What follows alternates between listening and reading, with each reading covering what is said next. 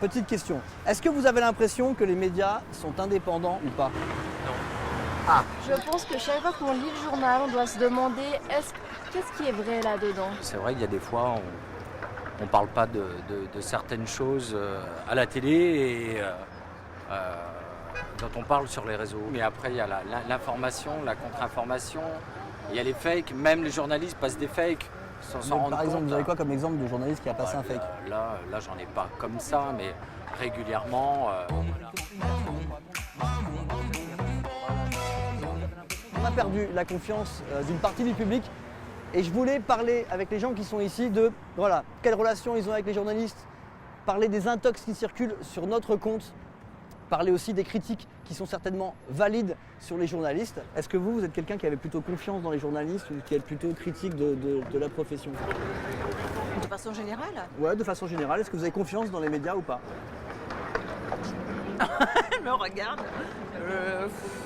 Oui, je veux dire oui, mais avec des limites, avec une réserve quand même. Je crois qu'à un moment donné, on n'a même plus envie de s'informer parce qu'on ne sait plus si c'est vrai ou si c'est pas vrai. Donc, Je pense que certaines fois, par rapport à certains sujets, ça va être amplifié ou déformé ou avoir des titres accrocheurs. dire que un tel est mort alors qu'il n'est pas encore mort, par exemple. D'accord, d'accord. Bah ça c'est pas. Ah bah mince, il n'est pas mort, c'est trompé.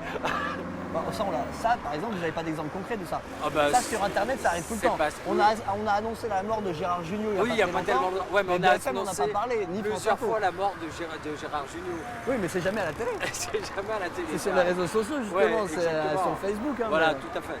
Est-ce que vous avez l'impression que les médias en France sont indépendants ou pas? Je crois que le dernier journal indépendant, c'est le Canard enchaîné. On a des moyens de résister. Et il ne faut pas croire que les journalistes acceptent toutes les pressions, c'est faux.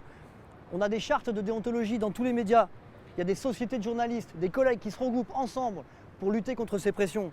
Et puis enfin, comment vous croyez que ces affaires de pression sur les journalistes, elles sortent dans la presse? C'est parce que des journalistes les dénoncent en interne. Moi j'ai des amis journalistes, donc je les trouve plutôt objectives, hein, qu'elles soient d'un journal plutôt de gauche ou de droite, je les trouve plutôt objectives. Après, on n'est peut-être pas maître de tout ce que l'on veut dire ou faire, mais Ça, je suis pas sûr que tout le monde fasse la différence entre un journaliste qui travaille au bureau, un reporter et un éditorialiste. Il y a souvent une confusion. La plupart des journalistes comme moi, ils vont sur le terrain, ils parlent avec des gens, ils recueillent des informations et ils les retranscrivent. Et on essaye d'être le plus honnête possible dans la retranscription de ces informations. Les éditorialistes, c'est ceux qu'on le voit le plus à la télé, c'est peut-être ceux dont on se rappelle parce que c'est des stars, mais c'est une petite partie des journalistes, c'est pas tous les journalistes.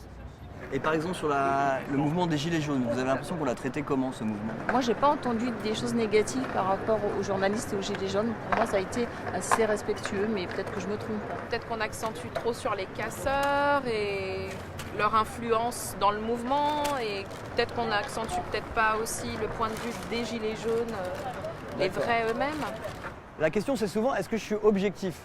Non, je ne suis pas objectif, personne n'est objectif. On a tous un parti pris sur la vie, on arrive avec un bagage intellectuel, donc objectif non. Par contre, ce que j'essaye d'être, c'est honnête. Donc mon but, moi en tant que journaliste, c'est d'être honnête, c'est-à-dire de ne pas donner de fausses informations, de vérifier ce que je raconte.